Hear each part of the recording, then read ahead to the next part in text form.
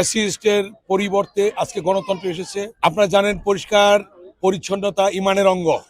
তাই আজকে আমরা মাননীয় প্রধানমন্ত্রীর নির্দেশক্রমে এই কর্মসূচি সফল করছি।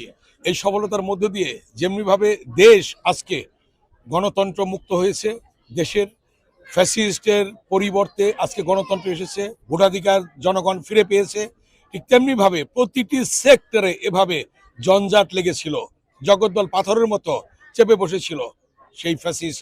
তাদেরই যে তৈরি করা এই জঞ্জাল তৈরি করার জন্য, পরিষ্কার করার জন্য আজকে মানুষ কাজ করছে।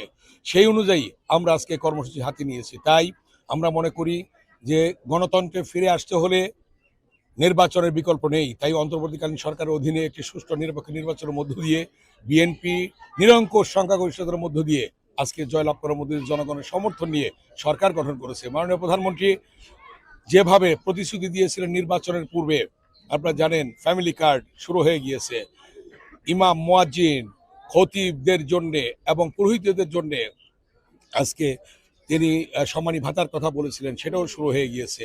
আপনারা জানেন হেলথ কার্ড দেওয়া হবে, স্বাস্থ্য কার্ড, বিনামূল্যে চিকিৎসা, বিনামূল্যে ঔষধ সরবরাহের জন্য কর্মসূচি গ্রহণ করা হয়েছে, খাল খনন কর্মসূচি গ্রহণ করা হয়েছে। আপনারা জানেন কৃষক কার্ড দেওয়া হচ্ছে। এমনিভাবে আজকে সরকার প্রধান মাননীয় প্রধানমন্ত্রী জনাব তারেক রহমান যে প্রতিশ্রুতি ব্যক্ত করেছিলেন, সেই প্রতিশ্রুতি অনুযায়ী নির্বাচনে যে ভোট দিয়েছিলেন এবং হাতে যে কালি লাগিয়েছিল, সেই কালি শুকোনোর আগেই প্রতিশ্রুতি আজকে বাস্তবায়নের দিকে এগোচ্ছে।